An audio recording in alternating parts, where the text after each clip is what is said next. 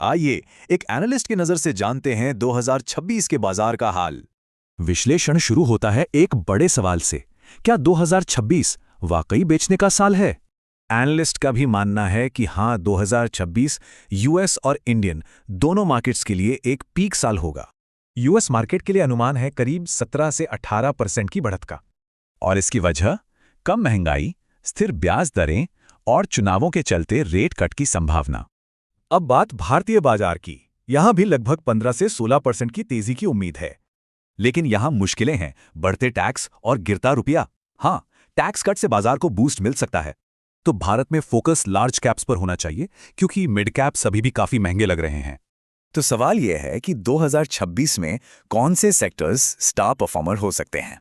भविष्यवाणी है कि 2026 डेटा सेंटर ईयर होगा। एआई, हाइपरस्केलर्स जैसे अमेज़न और मेटा पर नजर रहेगी। क्यों? इसे समझने के लिए एक जरूरी मेट्रिक है, EV/EBITDA, यानी कंपनी की वैल्यू बनाम उसकी कमाई। अमेज़न का केस देखिए, कमाई बढ़ रही है पर वैल्यूएशन दशकों में सबसे कम है। कमाल का कॉम्बिनेशन है। एक और सेक्टर जो चमक सकता है वो है हेल्थ केयर। 2025 की सुस्ती के बाद अब ये वापसी के लिए तैयार है। इनोवेशन जारी है, कमाई मजबूत है, यानी स्टॉक्स एक बड़े ब्रेकआउट के लिए तैयार हो रहे हैं। अब दूसरे एसेट्स को देखें। स्टॉक्स, सोना, चांदी सब ऑल टाइम हाई पर हैं, लेकिन बिटकॉइन 30% नीचे है। गोल्ड को लेकर बड़े बैंक्स बहुत मामूली बढ़त देख रहे हैं, लेकिन एनालिस्ट का व्यू थोड़ा अलग है। सोचिए, सेंट्रल बैंकों के लिए सोना उस रियल एस्टेट जैसा है जिससे कोई किराया नहीं आता, कोई कैश फ्लो नहीं। सिल्वर का पैटर्न देखिए, एक जबरदस्त उछाल और फिर एक बड़ी गिरावट। तो अब आगे क्या?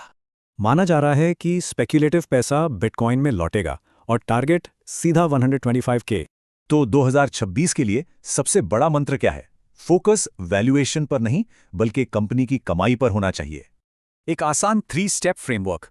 पहले कमाई देखें, फिर वैल्यूएशन और फिर फैसला करें। बस इसी को लागू करें तो देखिए, अमेज़न एक स्ट्रॉन्ग बाय क्यों है? कमाई जबरदस्त, वैल्यूएशन एकदम ठीक।